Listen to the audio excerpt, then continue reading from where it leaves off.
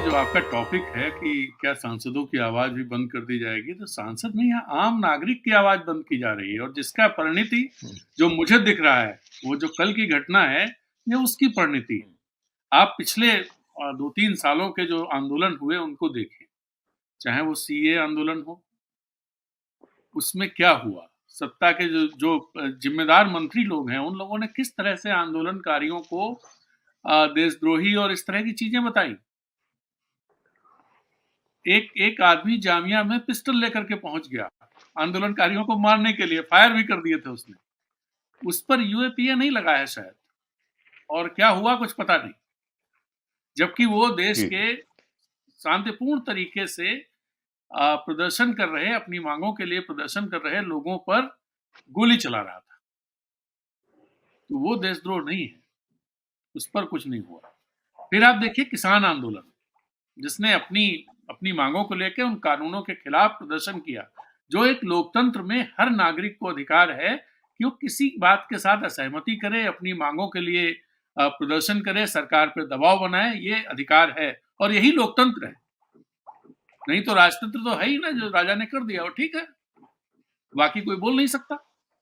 संगोल उसमें उसमें इस सरकार संगोल ने उसमें इस सरकार ने कितने तरह की तोहमत लगाई कि खालिस्तानी है, देशद्रोही है, विदेशी फंडिंग है, और जहां पर वो लोग आंदोलन कर रहे थे वहां पर किस किस तरह की चीजें कर दी गई। बड़े बड़े सरिये लगा दिए गए, दीवार खड़ी कर दी गई, खंदक बना दी गई, सब कील खड़ी कर ठोक दी। दी गई, सड़क पे हाँ, कील ठोक दी गई। कील ठोक दी गई। हम्म, तो जैसे कोई दुश्मन हो और वो आ रहा हो, तो जबकि वो अपने देश के नागरिक हैं, और मतलब सामान्य नागरिक, कोई ऐसा भी नहीं है कि वो कोई सशस्त्र बल बना लिया है उन्होंने और नक्सलाइट हैं कि वो स्टेट को ध्वस्त करने पर लगे हुए हैं, ऐसा कुछ भी नहीं था।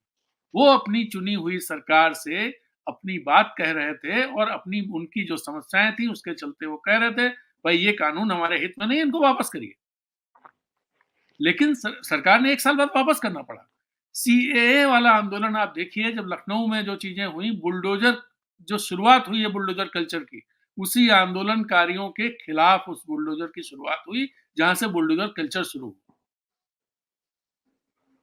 अब 28 मई को जिस दिन नई संसद का उद्घाटन हो रहा था, सेंगोल स्थापित हो रहा था, अभी आप सेंगोल की बात कर रहे थे, उस दिन महिला पहलवान प्रदर्शन कर रही थी, उनके साथ क्या हुआ? और जिस सांसद जिस पर आरोप है, यौन शोषण का आरोप है, वो सांसद आज तक लोकसभा में है, आज भी लोकसभा में रहा होगा। तो मामला ये नहीं, अब जो चीजें कल हुई, इसमें सिक्योरिटी का इशू है, इससे बिल्कुल मैं सहमत हूं कि भाई ये एक सिक्योरिटी ब्रीच है, ऐसा नहीं होना चाहिए, बिल्कुल। लेकिन उसके साथ ही ये बात भी है कि जब लोग, इन 4-5 लोग जो पकड़े गए हैं, 5 लोग, छठा शायद अभी नहीं पकड़ा गया, जो 5 लोग पकड़े, 6 लोग बताए जा रहे हैं, 5 लोग पकड़े गए, उनमें से कोई ऐसा नहीं है जिसका कोई संबंध किसी गैर कानूनी आतंकवादी देशद्रोही संगठन के साथ हो। ऐसा तो नहीं है, अभी तक तो नहीं आया। जी। उनका जो जिस तरह के उनके खिलाफ दुष्प्रचार शुरू किया गया है, भारतीय जनता पार्टी का जो आईटी सेल है अमित मालवीय के नेतृत्व में, दुष्प्रचार ये शुरू किया गया है कि वो कांग्रेस के हैं, कांग्रेस का होना कोई अपराध है क्या? अगर कोई राहुल गांधी को फॉलो करता है, किसी ने किसान आंदोलन को समर्थन दिया, उनके उसके उसमें जाके धरने पे बैठ गया, या महिला पहलवानों के साथ धरने पे बैठ गया, तो क्या ये अपराध है क्या? भाई अभी तक तो अपने देश में ये अपराध है नहीं, ना ये देशद्रोह है। लेकिन ये चीजें हो रही, जी। इसी की परिणति। और दूसरा, ये पूरे सत्ता प्रतिष्ठान की मैं बात कर रहा हूँ, सिर्फ भारतीय जनता पार्टी और इसकी नहीं। कल जो लोकसभा में हुआ, जब वो आदमी कूदा और उसके बाद उसे जब दबोच लिया गया, उसके बाद जो हमारे कानून पिटाई निर्माता की। वहां बैठे हुए थे, उन लोगों ने पिटाई करनी शुरू कर दी उसकी। ये क्या है? क्या वो आप पर हमला कर रहा था, आप उसकी पिटाई करेंगे? आपने जब उसे दबोच लिया तो उसे पुलिस के हवाले कर दीजिए, जो भी सिक्योरिटी एजेंसी वहां पर हो उसके हवाले कर दीजिए। ये मना स्थिति है। अब सरकार क्या कर रही है? सरकार, अगर कोई डेमोक्रेटिक उसमें आस्था रखने वाली सरकार होती, संविधान में आस्था रखने वाली सरकार होती, तो सबसे पहले उसी की तरफ से ये जानकारी आती कि भाई प्रधानमंत्री या गृह मंत्री इस पर बयान देंगे इतने बजे इस तारीख जी को, और वस्तुस्थिति देश के सामने साफ करेंगे। जी ये मांग की जरूरत ही क्यों पड़ी कि विपक्ष के लोगों को मांग करनी पड़े कि साहब गृह मंत्री बयान दें, ये इतनी बड़ी सुरक्षा चूक है। अब अगर ये जरूरत पड़ी तो सरकार या स्पीकर भी देखिए, स्पीकर का पूरा सम्मान है, लेकिन स्पीकर जिस तरह से एक्ट करते हैं उससे ये प्रतीत होता है, हो बिल्कुल ना, लेकिन उससे ये दिखता है कि कहीं ना कहीं वो अपनी पार्टी या प्रधानमंत्री या जो भी सत्ता में पार्टी है उसके इशारे पे काम कर, ऐसा प्रतीत होता है।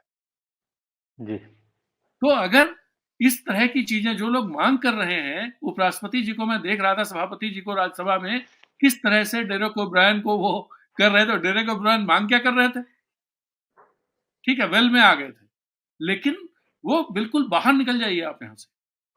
ऐसा लग रहा है जैसे वो क्लास देखा का मैंने, क्लास टीचर जैसे बात करता था ना, उस तरह से बात कर रहे हैं।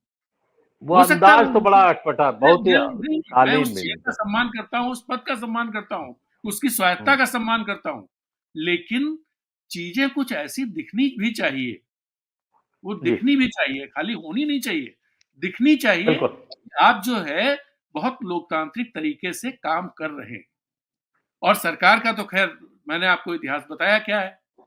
तो ये बिल्कुल चीजें, ठीक बात। एक बात और अमरीश जी कह के मैं अपनी बात खत्म करूंगा। एक बात बार हम्म, बार कही जाती है, प्रधानमंत्री जी अक्सर कहते हैं और बहुत सारे लोग कहते हैं, 140 करोड़ लोगों का मेरे पीछे बूता है। वो जो सांसद हम्म, वहां खड़ा होकर सवाल पूछ रहा है उसके पीछे भी 30 लाख लोगों का वो है। हम्म, हम्म, अब वो 30 लाख अच्छा 140 में आप गिनते हैं कि नहीं गिनते हैं पता नहीं, लेकिन वो जो 15 सांसद हैं, ऑन एवरेज 25 से 30 लाख लोगों ने उसे हम्म, चुना है बहुमत से। हाँ ठीक बात है। तो ये जो एक आता है, और दूसरा ये हम्म, हमारे पास मेजॉरिटी सिंपल मेजॉरिटी है, ये brutal government with simple majority. मैं अभी ठीक बात है पहले वाले जी उसमें भी कह बिल्कुल रहा था। बिल्कुल बिल्कुल। सतीश जी मैं आपके पास आऊंगा, हालांकि अगर अमित शाह बयान दे देते तो ये नौबत भी ना आती, लेकिन जब भी कोई क्रूशियल मौका होता है अमित शाह मोदी एकदम से कन्नी काट जाते हैं। जी अरे